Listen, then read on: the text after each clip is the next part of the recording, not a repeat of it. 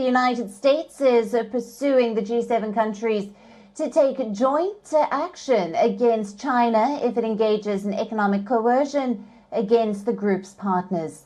The US has already called for a joint response to Chinese economic coercion in working-level talks with G7 nations. It has asked for the matter to be on the agenda at this year's G7 meetings.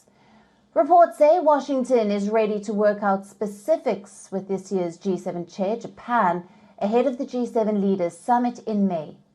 While at the same time, the US is also taking steps at home to address the concern.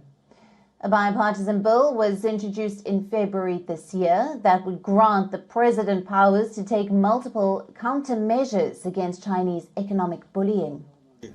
The bill will allow increasing tariffs on Chinese products and will also pave the way for the US to offer financial support to any country affected by Chinese economic coercion. Under one proposal, the US would decrease duties from the affected country to boost shipments and to offset the impact of Chinese bullying.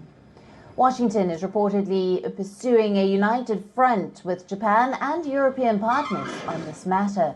The development comes as a response to the increasing use of its economic might by China as a part of an assertive foreign policy.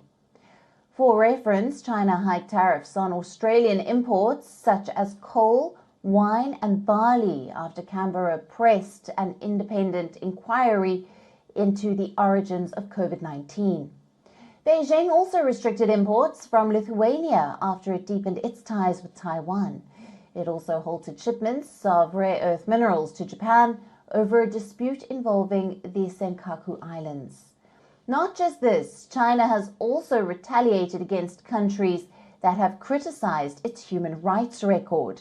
Given that many nations are heavily dependent on China, US sees the joint action as a more effective approach to tackle the issue.